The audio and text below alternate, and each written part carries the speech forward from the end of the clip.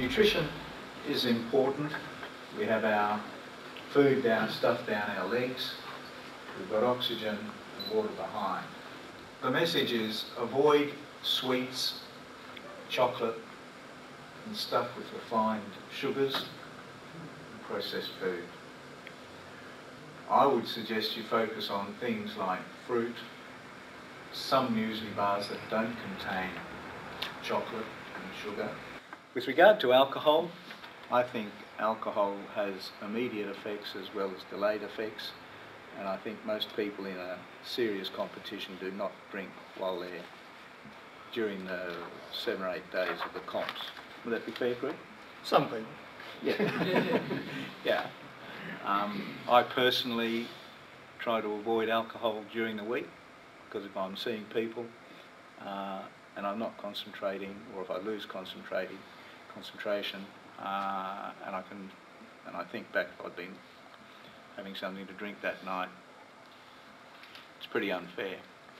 With regard to sleep, I'll quickly add a couple of things here. We talk about quality of sleep and quantity of sleep. As we get older, most of the people here probably average 5 hours sleep a night, and then you go ziz in and out for the next 2 or 3 hours. That's a problem with growing old. Thank God for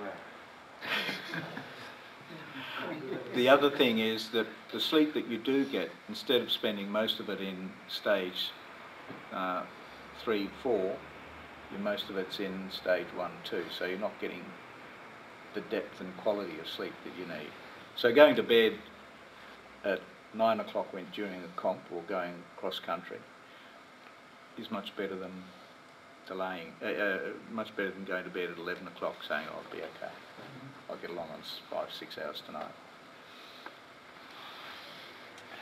The other thing in the plane that we've got is water, and of course everyone knows the importance of drinking. It's taught to us from day one that we arrive on the airfield. The more dehydrated you get, the more susceptible you are to fatigue and tiredness, and if you work in the garden on Mondays, you'll realise quite, as the day wears on, if you're not rehydrating yourself, you just lose interest in what you're doing.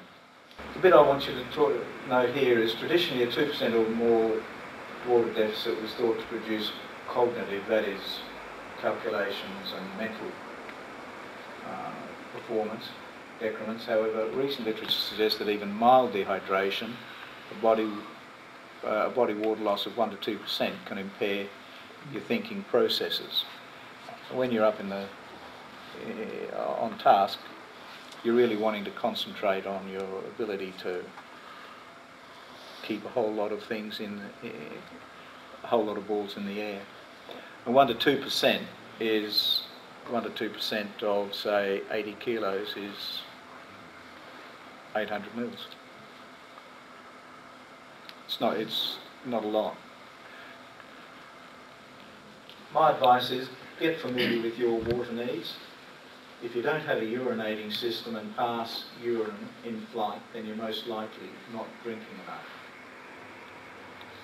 I recommend that you think in terms of carrying 2 to 4 litres of water.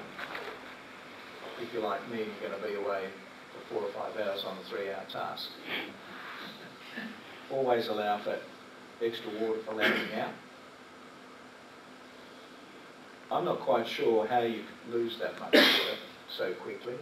You don't feel as if the sweat's pouring off you like it is when you're gardening. But when you come back, you can easily note that you're drinking and drinking and drinking just to regain your... There's 2 possibilities. One is some subtle form of sweating, or the other way is you're just breathing the water out. With regard to the electrolytes, there are plenty of formulas out there that you can buy. I don't believe you get yourself into electrolyte imbalances that quickly in a 3-hour flight. That's my personal opinion. I'm not aware of any evidence to prove that. However, if you choose to add your own favourite supplement, I'm not going to get disappointed about it. The third thing I want to address quickly is oxygen at altitude. few of us would debate the need to use oxygen at greater than 10,000 feet, but interestingly, more pilots are using oxygen below this, and many of them from 5,000 feet, and some from even ground level. Interestingly, when you fly in these commercial airlines, they pressurise them to 6,000 to 7,000 feet. This is a graph that you commonly see being promoted. At 15,000 feet you can live indefinitely. That's true. Probably the highest community, there are communities in the world, particularly in South America, that can live at 15,000, 16,000 feet, women and children, and reproduce, and that's considered the limit of. I think this is the source of the idea that 10,000, above 10,000, you need oxygen. They've taken a bit of a fudge factor there and gone from 15 down to 10 and said, well, okay, anything over that, anything over 10, you've got to use oxygen. We'll come back to that slide. This guy here, Musa, is from the US military research establishments, and they've been doing some research and come up with the idea that at 4,000 you start to see signs of impaired physical performance. 8,000 is usually the altitude at which cognitive performance is affected. And we found that at 10,000 it's the threshold where judgment starts to become impaired. Do you want to be operating an aircraft where you've got impaired judgment at whatever level? You would apply, you'd go from the 15,000 feet in the previous slide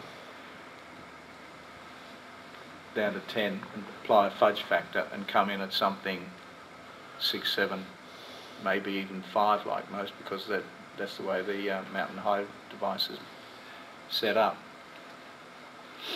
But I think this is fairly new evidence. It comes from the US military. I think it's reasonably reliable. This is a slide that I got from the BSS website from Harry Oxer.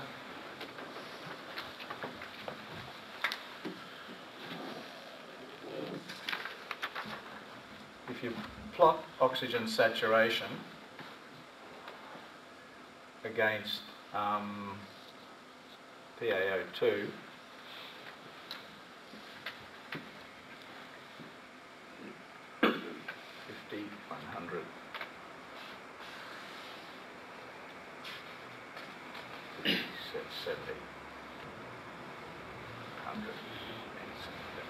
the curve goes approximately like this. And that's a sigmoid curve, and it's the ease with which oxygen enters and leaves the blood. So, as you rise in altitude, the oxygen partial pressure drops, and at say 15,000 feet in normal people it would be about here. You can't cope with much below this level, say here, which would be about 50 there.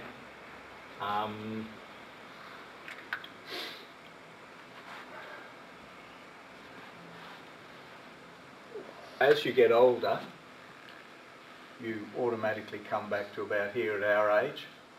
You don't need too much to push you down to here, where you start to get symptoms.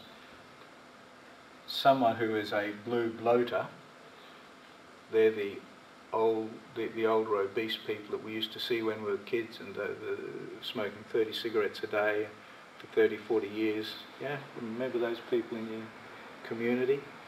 And they sort of and they blew around the face, and they're big. We call them blue bloaters, right?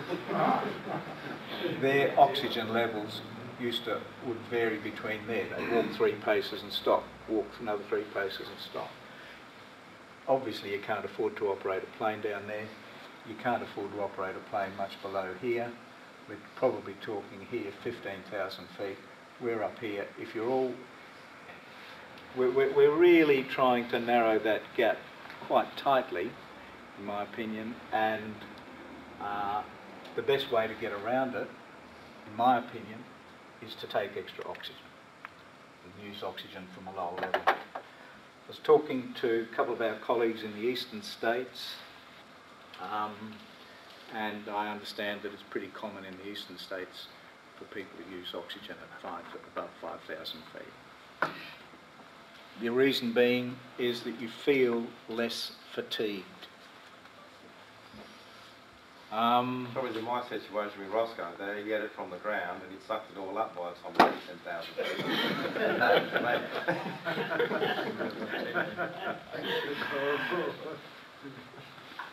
If you're a smoker, this bit here applies to your smoking habits.